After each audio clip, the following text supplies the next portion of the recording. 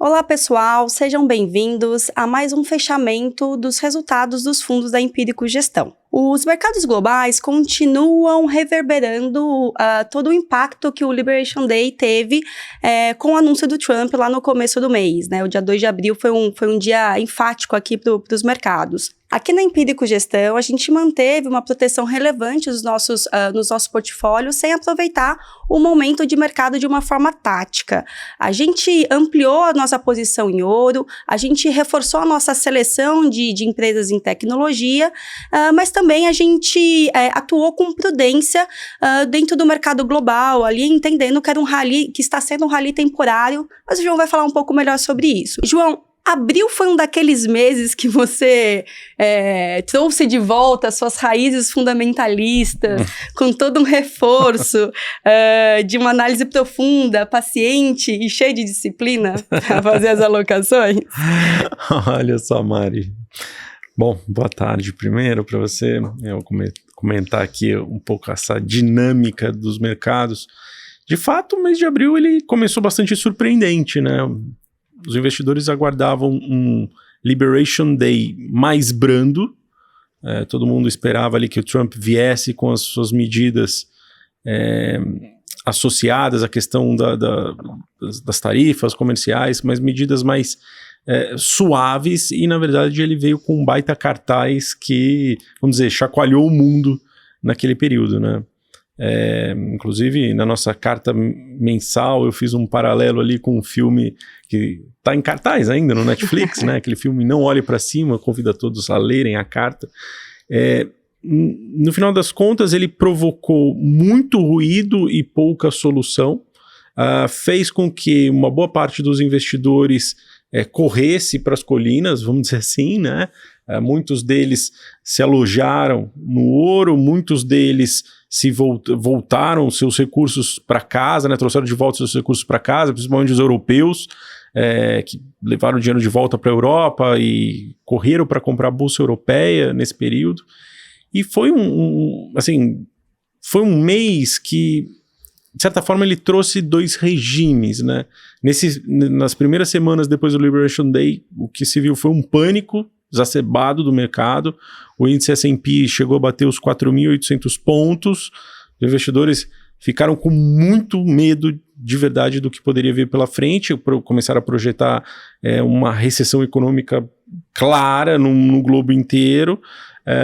As taxas de juros nos Estados Unidos, de uma forma contrária a outros momentos de estresse, ela acelerou, ela começou a subir de uma forma sem precedentes.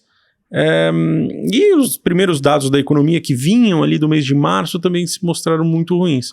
Então, a primeira metade do mês foi bastante atribulada. Na segunda metade do mês, o que a gente pôde perceber é aquele efeito, vamos dizer, depois, aquele efeito mais de calmaria, né? Os investidores começando a tatear melhor as suas percepções e logo se valendo da ideia de que alguns acordos poderiam nascer de forma mais rápida. E é esse sentimento que, na verdade, carregou o índice S&P de volta para um 0 a 0 no mês, né? O índice S&P acabou que ele se recuperou uma boa parte das perdas ali do mês como um todo, né? Depois de chacoalhar abruptamente, estou pegando aqui o número, o índice fechou o mês com uma queda só de 0,87, né? E no ano, como um todo, o índice S&P cai 5% em dólar, ou seja, muito pouco, né? Se realmente o quadro fosse de uma deterioração abrupta. E acabou que a gente viu, sim, o capital se dispersando por outros mercados, especialmente os emergentes. Nisso, o Brasil foi beneficiado, a Bolsa Brasileira subiu aí quase 4%, depois de um mês de março também bastante positivo. A Bolsa Mexicana foi o grande destaque entre os emergentes, subiu aí 6,40% no mês. Também vamos pensar que o México, muito envolto às questões comerciais com os Estados Unidos, né? Aquele parceiro vizinho, né? Então é o que mais estava sofrendo, vamos dizer, com as iniciativas do Trump, mas me parece que ali já tem um acordo bem selado em relação à questão das tarifas. Enfim, a gente deve ver acontecer nas próximas semanas, e os mercados por lá se estabilizaram. E tanto é que assim, os mercados foram relativamente bem também. O Nasdaq voltou para o campo positivo, voltou a subir no mês, depois daquele começo de mês horroroso, né? As Big Techs todas sofreram, e no final a gente viu uma recuperação bastante surpreendente, né? De certa forma. Me pareceu um mês, vamos dizer, que terminou muito melhor do que começou. Um mês que trouxe algum alívio, sim, aos investidores e trouxe algumas perspectivas mais positivas para esse restante de semestre. Acho que do lado econômico, os dados mostraram essa desaceleração econômica que, de certa forma, abre um pouco de espaço para um afrouxamento monetário nos Estados Unidos e no resto do mundo. E isso, de certa forma, faz com que a busca por risco volte aí à cabeça dos investidores, né? Quando a gente olha, inclusive, os indicadores de sentimento dos investidores, de uma forma geral, eles melhoraram muito ao longo do mês. Inclusive, nessa virada de maio, eles se tornaram positivos, né? Se você pega o indicador de medo e ganância da CNN, você vai ver que ele já voltou para o nível ali de ganância, de greed, né? Os investidores já dispostos a colocar seus recursos para trabalhar. Então, me parece que as coisas estão se acalmando sim nos Estados Unidos. Acho que tem um efeito técnico muito grande do mês de abril.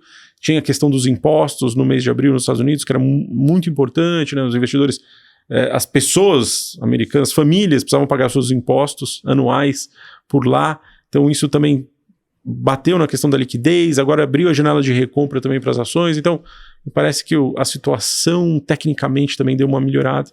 E entrando em maio e olhando para frente, me parece que o pior já ficou para trás. A gente vai ter um pouco de volatilidade ainda, mas me parece que aquele sentimento de fim de mundo, vamos dizer assim, né, depois do Liberation Day, parece que ficou para trás. Por aqui, o Brasil acabou surfando bem uma onda, né, uma onda muito calcada ainda nessa questão da deterioração de capital político do governo.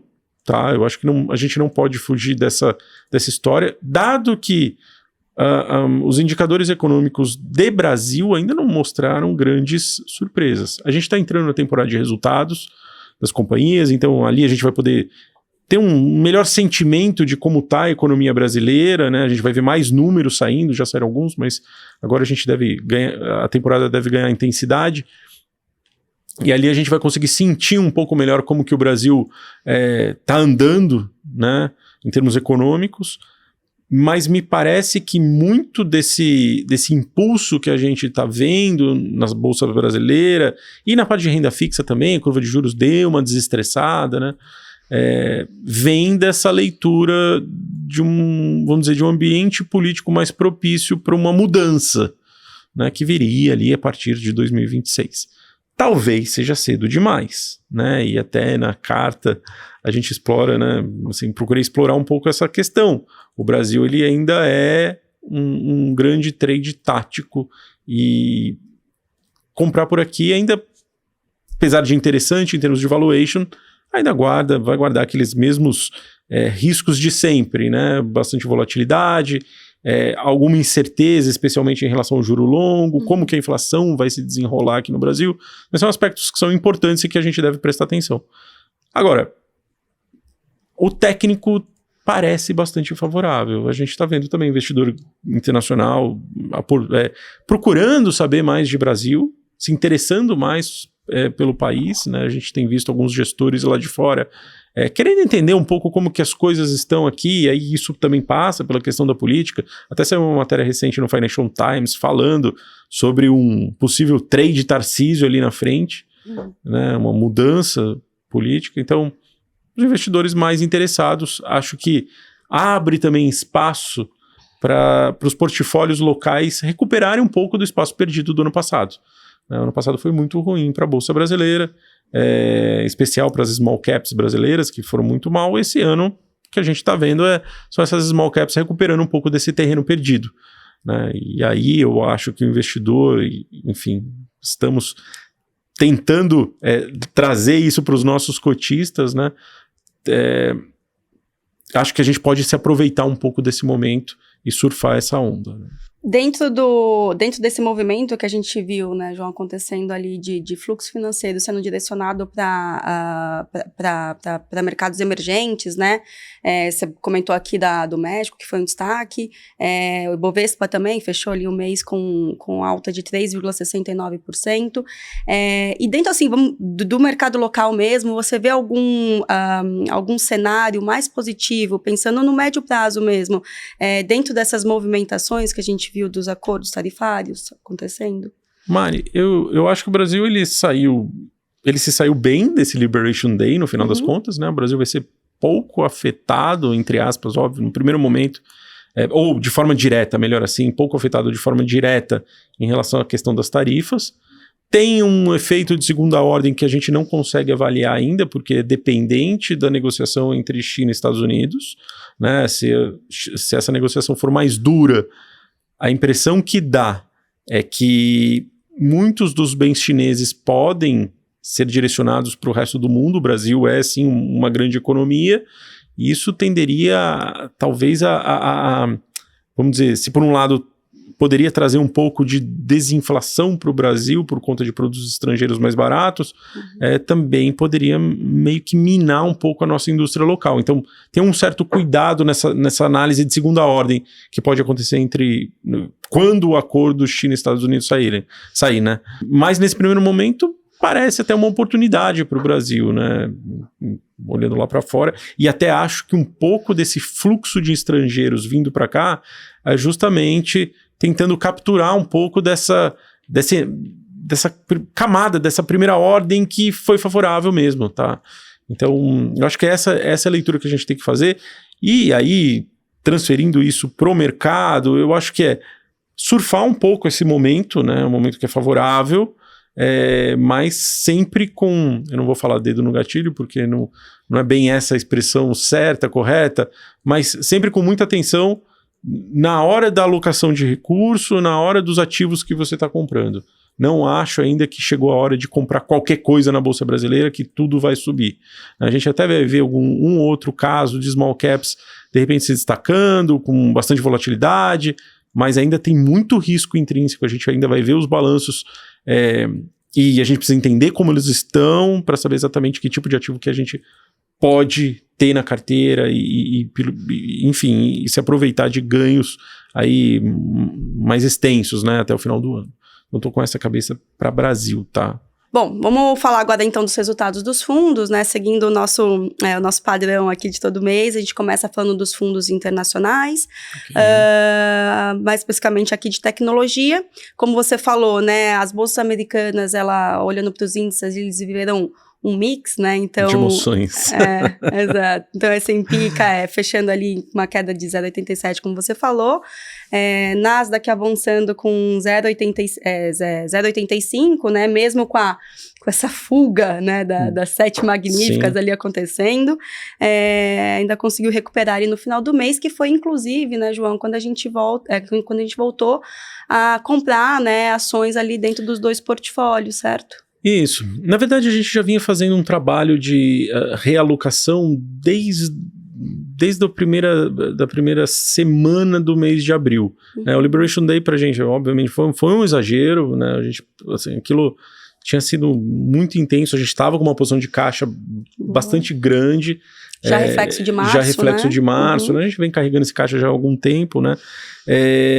E ali a gente começou, primeiro, a montar posições em ativos que, vamos dizer, estivessem um pouco afastados desse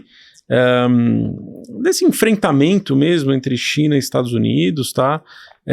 Tentando aproveitar, capturar um pouco mais esse, vamos dizer, um lado mais micro dessas empresas. Então, por exemplo, durante o mês a gente veio montando posições em Netflix, sob a ótica de que os resultados trimestrais seriam positivos. Isso realmente, de fato, aconteceu. Acho que o Netflix ele representa bem um pouco desse afastamento, apesar do Trump ter ameaçado a indústria cinematográfica internacional, enfim, acho que não vai acontecer nada, mas o Netflix se tornou, por exemplo, o case com maior participação dentro do Tech Select, né? A gente reduziu a participação das Big Techs, né? Principalmente ali NVIDIA, a gente chegou a zerar a posição de NVIDIA também, não estamos carregando agora. De novo, não é por conta que...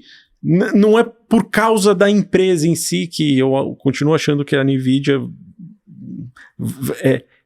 vamos dizer, que o seu valor de tela é justo, tá? A empresa deve valer aquilo lá mesmo e acho que ela vai continuar trazendo novidades e vai continuar crescendo, enfim, mas tem um quê ali político, econômico que a gente não pode deixar de lado e nesse momento a gente achou melhor se desfazer das posições.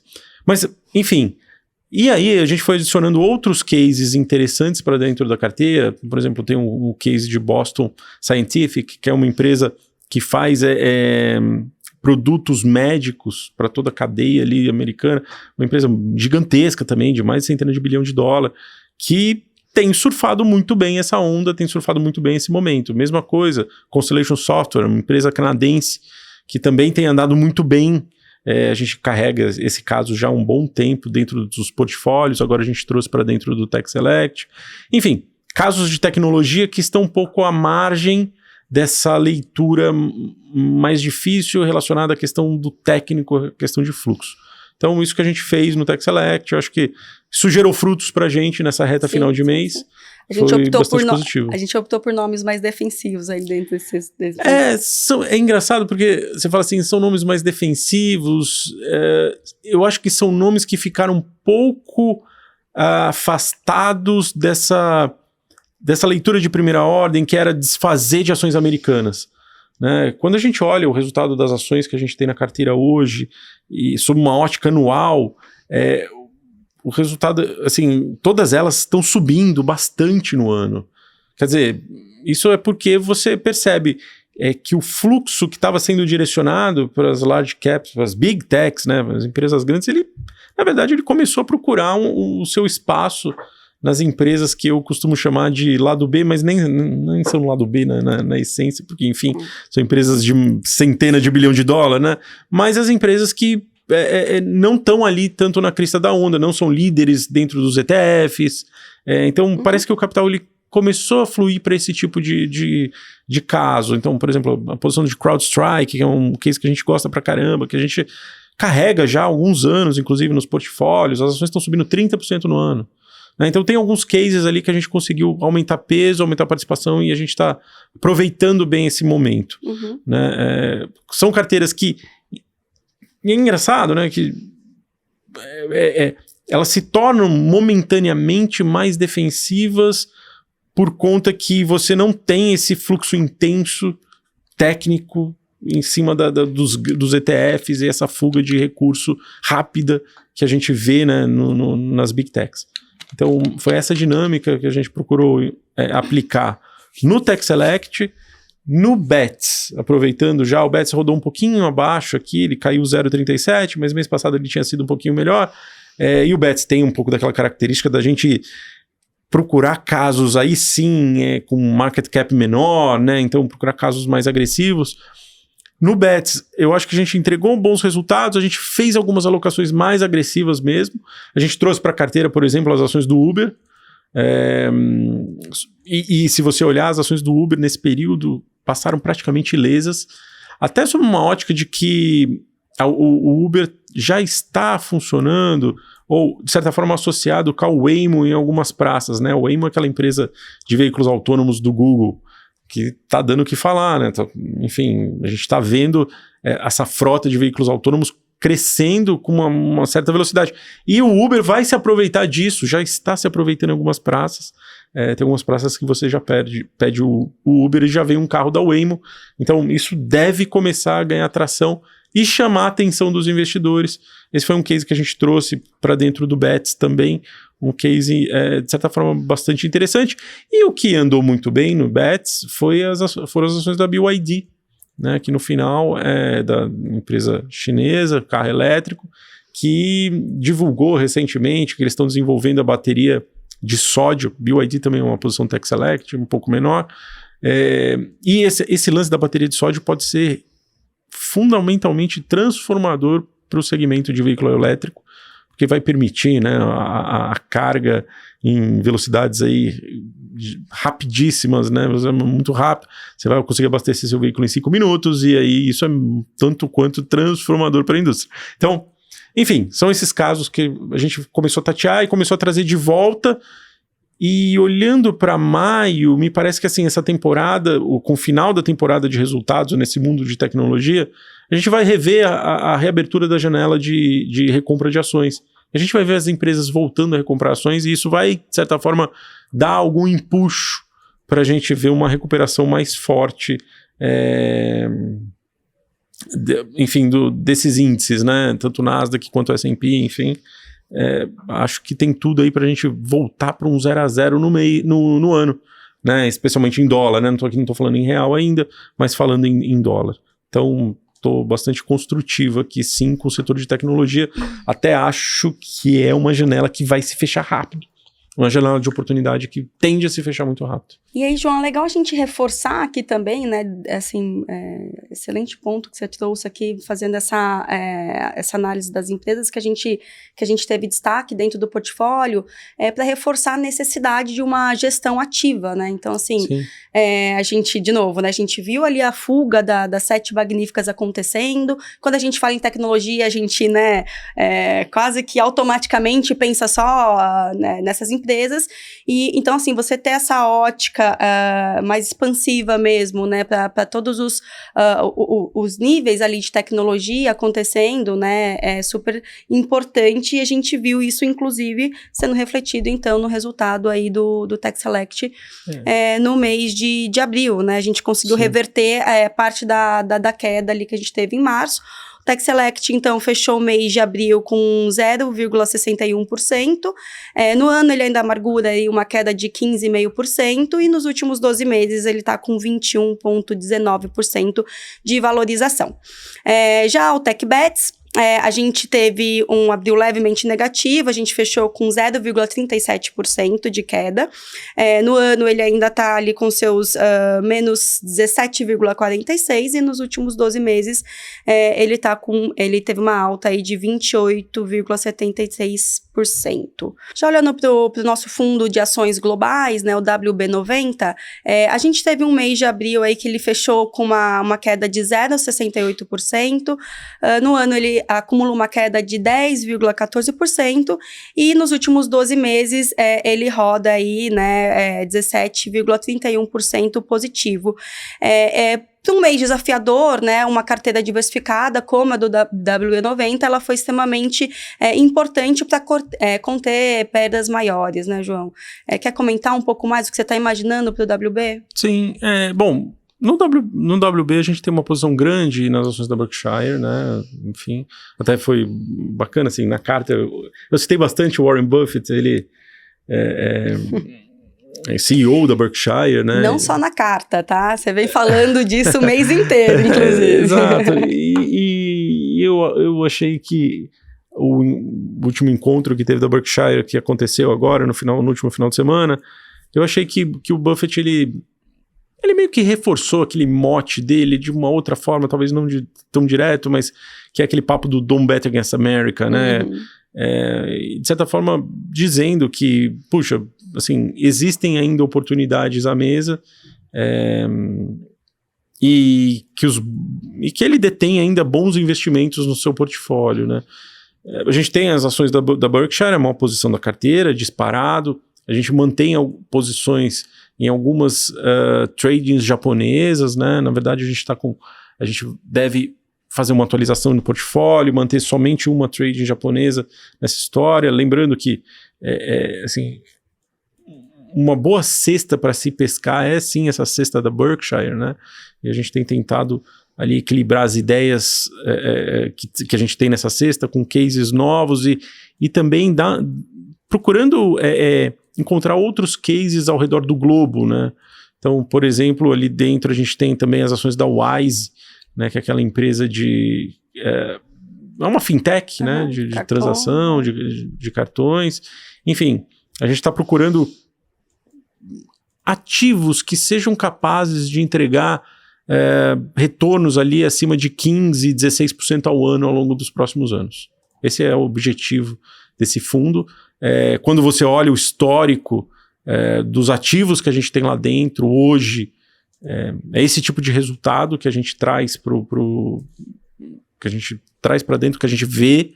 Então, acho que, olhando para frente, o objetivo é mais ou menos esse, assim, não vai mudar muito, né? Bons cases, boas empresas americanas, empresas já consolidadas eventualmente, e uma outra opcionalidade que tem essa capacidade de ser transformacional dentro do portfólio. Ainda falando sobre ativos internacionais, mas agora trazendo para o mercado de criptomoedas, o mês de abril foi um mês super positivo, né, muito impulsionado ali pelo Bitcoin, foi um mês de recuperação parcial. Bitcoin fechou o mês com cerca de 14% de valorização, também muito impulsionado pelo fluxo institucional que aconteceu no mês de abril, ao longo do mês de abril, e deu suporte aí para esse resultado positivo.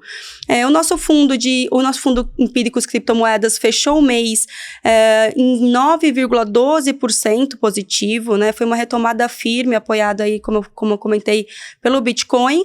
No ano, ele está com uma queda de 15,15%. E nos últimos 12 meses, ele está com uma performance de 32,73%. É isso, Mari. O que a gente pôde ver nesse mês foi uma retomada dos institucionais que começaram a colocar um pouco na conta a ideia de que o Bitcoin é sim um case de reserva de valor. Aqui dentro de casa a gente tinha discutido bastante essa hipótese, né? Nós, na Empíricos Gestão, vínhamos defendendo muito essa ideia de que o Bitcoin estava sim sendo visto como como esse instrumento que não substituiria talvez o ouro de uma forma completa, mas, enfim, parcialmente ele poderia fazer esse papel. A gente teve um solavanco nesse começo de ano, é verdade, o Bitcoin tinha batido $106 mil, voltou, chegou a bater ali os seus 78 mil no seu pior momento, mas muito dessa alta se deveu, se a gente prestar atenção, deveu pela hype mesmo que tinha sobre a ideia de que o Trump poderia ser, vamos dizer, atuar muito rapidamente em liberar o Bitcoin, enfim, fazer toda a questão da regulação, construir essa questão da regulação em relação aos criptoativos. Não aconteceu nesse primeiro momento, o Bitcoin caiu, mas agora a gente já percebe que os investidores estão um pouco mais afeitos a ter esse ativo dentro do portfólio, até sob uma ótica de, vamos dizer, de aceitação, né? O mundo aceita esse ativo, assim como aceita o ouro, em detrimento do dólar, de certa forma. Quer dizer, o mundo está um pouco, vamos dizer, mais arisco em relação ao dólar, em relação a essa dinâmica da moeda americana. E o Bitcoin voltou a chamar a atenção, né? Quer dizer, alguns investidores institucionais agora podem comprar o Bitcoin. Aqui eu estou falando de fundos de pensão, de alguns estados americanos importantes que estão mexendo na sua regulação para poder comprar cripto e colocar nas suas reservas. A gente vê os investidores institucionais fazendo um pouco da troca ali do ouro por Bitcoin. Aconteceu um pouco desse movimento, de certa forma, dado que o ouro também subiu uma brutalidade esse ano, né? Esse começo de ano, muito bem. Enfim, a gente percebeu isso daí. As demais criptos, por sua vez, ainda estão, vamos dizer, devendo, né? Principalmente o Ethereum indo relativamente mal nesse ano. Esse mês passado também ele caiu um pouco em dólares aqui, eu tô falando, né? A Solana acabou recuperando e a gente sentiu um pouquinho disso dentro dos nossos portfólios. Nosso portfólio não é 100% em Bitcoin, né? A gente tem vamos dizer, outras criptos aqui no meio, mas a gente acredita que para frente essa indústria ela vai começar a se acelerar, né? Vai começar a ganhar um pouco mais de tração, e aí a gente vai ver muito provavelmente o fundo se recuperando e a gente trazendo resultados interessantes aí para os cotistas. João, você acredita que esse movimento que a gente teve no começo do ano, olhando para o mercado de cripto, então ele foi mais uma adequação de mercado ou alinhamento de expectativa pós o Trump ali assumir, do que necessariamente uma queda brusca no ativo? Me parece que sim, Mari. Assim, vamos lembrar, né? Até novembro, o Bitcoin estava oscilando, tentando buscar a casa dos 100 mil dólares, né? E ele veio naquele novembro, né? O mercado se animou bastante, o Bitcoin subiu muito, E seria natural até, se nós estendêssemos o prazo, que houvesse alguma realização de lucros. Ela veio, ela aconteceu, e agora você já começa a trazer um capital novo para a moeda. Então, me parece que esses níveis meio que vieram para ficar. São níveis que trazem um pouco mais de estabilidade, né? E se a dinâmica americana de afrouxamento monetário começar a ganhar tração, e provavelmente vai, de novo, esse vai ser um ativo alternativo ao dólar que os investidores vão acabar comprando. Eu digo isso até porque, assim, né, quando a gente faz os comentários aqui sobre os motivos da valorização, principalmente ali do Bitcoin, assim, são sempre muito parecidos com o que a gente veio falando ali, principalmente no segundo semestre do ano passado, né? Então, essa questão do institucional, os fundos de pensões, como você comentou. Então, assim, como diz você, me parece também, né, algo muito mais consistente quando a gente pensa, né, pro lado do investimento mesmo. Um movimento muito mais consistente do que a gente viu nos anos anteriores. Perfeito. Né? O institucional está presente agora nessa base de ativos do Bitcoin. Né? Não é um hype, né? Ou então não é um pico que a gente está observando aqui, sim uma adequação e o mercado caminhando de uma forma, como eu falei, consistente, a ele olhando para o ativo. Então, vamos ficar de olho no criptomoedas, principalmente. Só reforçando aqui um ponto, né? Você comentou do ouro. O ouro que, desde o início do ano, ele acumula uma alta superior aos 25%, né? Então, é legal a gente trazer esse dado aqui, João, até porque essa alta ela foi muito suportada pelas ETFs, né, que alocam nesse metal. Então, assim, eu acho que a gente que vem falando cada vez mais sobre alocações, né, nos nossos portfólios via ETF, principalmente quando a gente pensa ali em previdência, a gente já vai falar um pouco mais sobre isso, é legal a gente trazer esse reforço aqui também de ver como o mercado caminha com esse ativo. Falando agora dos nossos fundos de ações locais, né, o João já deu um panorama aqui do nosso mercado de ações no Brasil, e tudo que a gente trouxe aqui de apontamento foi refletido, né, nos nossos fundos, aonde, né, Oportunidades de uma Vida, ele fechou o mês de abril positivo em 10,55%, no ano ele tem uma valorização, né, bem expressiva aí de 19,07%, uma bela recuperação, né, João? Sim. E já o Deep Value, ele fechou o mês de abril aí com 7,14% de valorização. No ano, ele tem um retorno positivo aí de 11,17%. E nos últimos 12 meses, ele está com 12,71%. Mais algum ponto adicional aqui sobre os resultados dos nossos fundos, João? Estou bastante feliz, né, com o desempenho dos nossos fundos de ações. Eles estão andando muito bem. Acho que a seleção de ações aqui ela está bem feita, e aí em todos os mandatos, tá? O mandato de oportunidades é um mandato mais agressivo, tem mais small caps ali dentro. O nosso Deep Value com mandato mais conservador um pouco, menos small caps e mais large caps, né? Empresas grandes aqui do Brasil. O que eu estou bastante feliz é que nos 12 meses a gente conseguiu trazer esse retorno do Deep Value para cima dos 2 dígitos, então, né, trazendo assim uma bastante robustez, e a gente conseguiu abrir um spread bastante interessante para o Ibovespa também, né? Desde o início esse spread aí, ele supera a casa dos 10 pontos em relação ao Ibovespa, então o Deep Value, um fundo bastante vencedor, né, em toda a sua história. É um fundo interessante aí para os investidores que gostam de ações, mas querem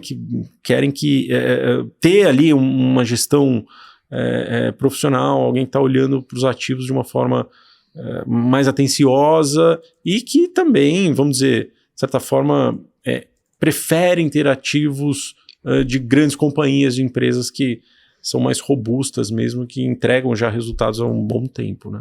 Então, estou bastante feliz com a estratégia. Falando agora dos nossos fundos de renda fixa, aqui mais uma vez tiveram um mês muito positivo, começando aqui pelo Cash Yield, que fechou abril com 1,07% de valorização. No ano ele está 4,19% e nos últimos 12 meses com 11,65%. É o fundo que está rodando aí um pouquinho acima do CDI, né, João? Um fundo caixa, né? Enfim, acho que para a proposta dele aí ele tá caminhando muito bem. E aí é o que a gente pensa ali de produto com liquidez e consistência, né? Isso. Lembrando que a liquidez dele é D0, né? Então é um fundo que, enfim, vai prover a liquidez necessária para quem precisa e vai entregar ali um leve prêmio em cima do CDI, né? Maravilha. Agora, o nosso Empíricos Atrium Ativo, ele fechou o mês de abril com 1,11% positivo.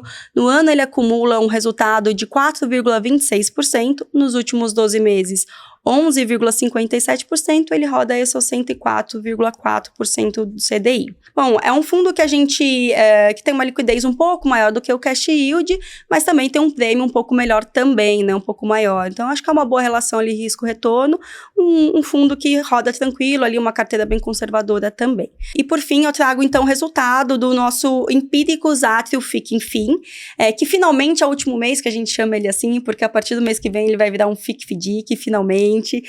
Com isso, ele vai ter o benefício da isenção do Come Cotas, né? Mais um ponto positivo aí para esse fundo. O fundo que a gente chama, né, fundo reloginho, né? Que ele roda ali sempre positivamente, né? Acima do CDI. No mês de abril, ele fechou o mês com 1,21% de valorização. No ano, ele está com 4,69%. Nos últimos 12 meses, 13,75%. E aí, rodando a seus 113,8% do CDI, né, João? Sempre ali entregando resultado acima do benchmark, é o fundo que a gente adora. É isso, Mari. É uma estratégia que deve ganhar corpo, né, nos próximos meses.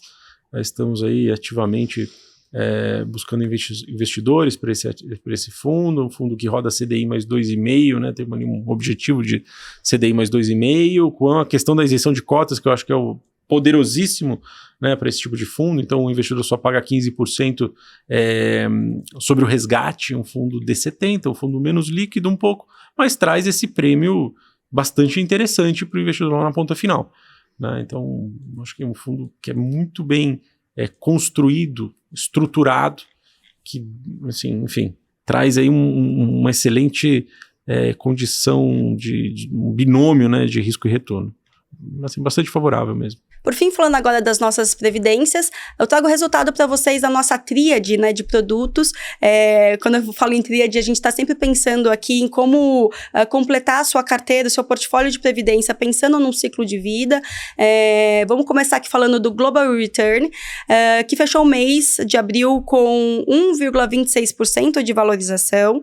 No ano, ele teve um resultado de ele está com resultado, né, de 0,13%, e nos últimos 12 meses, ele teve um resultado aí de 8,04%, né? Lembrando que quando a gente fala de previdência, a gente está falando sempre do longo prazo, né, João? E especificamente aqui da carteira do Global Return, é uma carteira em que a gente traz muita consistência, né, das ações internacionais, né, quando a gente pensa ali na alocação via ETF, né, no World 11, e também, né, a pitada ali de NTNB dentro do nosso portfólio.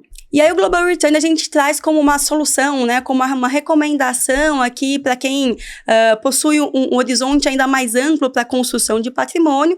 E quando a gente pensa, né, na nossa previdência de renda fixa, que é o Atrium Ativo Prev, a gente pensa ali num período um pouco mais curto, olhando até para a parte da carteira mesmo, da estrutura da carteira, ou então até mesmo, né, para quem já está imaginando ali um planejamento sucessório. Por isso que a gente traz, então, esse conceito da construção do ciclo de vida. O Atrium Ativo Prev, ele fechou o mês de abril com 1,25% de rentabilidade. No ano, ele está com 4,35%. E nos últimos 12 meses, ele está com 8,88%.